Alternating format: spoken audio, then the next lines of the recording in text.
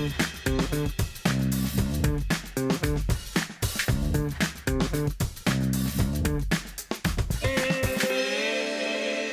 a sociologist as a general background, and I finished my PhD in September last year. The focus of my PhD was on ethnic minorities in the UK.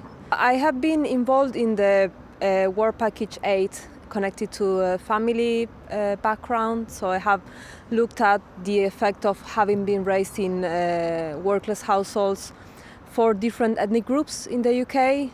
In general, when you work with ethnic minorities, you always have the problem of sample sizes and to what extent your results are statistically significant. So to what extent can you say that this result actually applies to the whole population? There's very good data in the UK, and I have used longitudinal data, so I was able to follow people over time, and at the same time I was able to attach neighborhood data to each individual for each year. So that's a very rich data, and it's very unique, I think.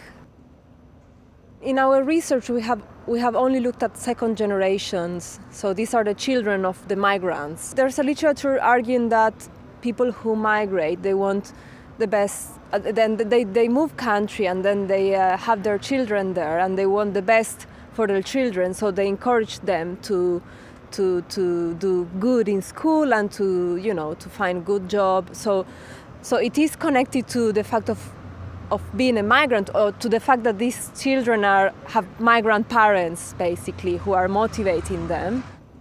So usually you find that individuals who had workless parents, or parents who were not employed, have poorer labor market outcomes compared to individuals who had two parents working when they were young. But this negative effect of having had workless parents is less for some ethnic minority groups, and this is Indian and Bangladeshi men. If you are raised in a neighborhood where there are many Indians around you, you have better occupational outcomes when you're an adult compared to Indians who are raised in maybe more white areas. So the fact that you know other co-ethnics with a certain jobs or certain educational levels, and you share information, and that might be one of the explanations for these positive outcomes that we found among some ethnic minority groups. We are looking at them in two different time points, in 2001 and 2011, and we find that we were looking at scarring effects. So to what extent individuals that are young in 2001, if they were unemployed, to what extent they are more likely to be unemployed 10 years later. And usually there is a scar. If you are unemployed in 2001, you're more likely to be unemployed in 2011 compared to individuals who were employed in 2001.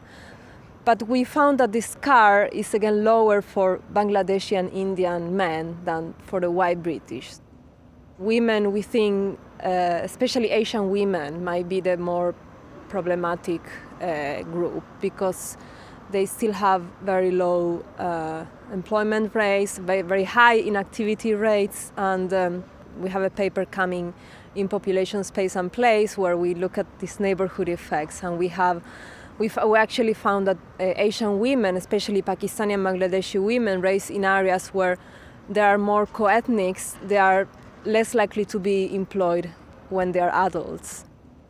When you look at previous studies of ethnic minorities in the UK, often Bangladeshis were pulled together with Pakistanis, usually because of sample sizes.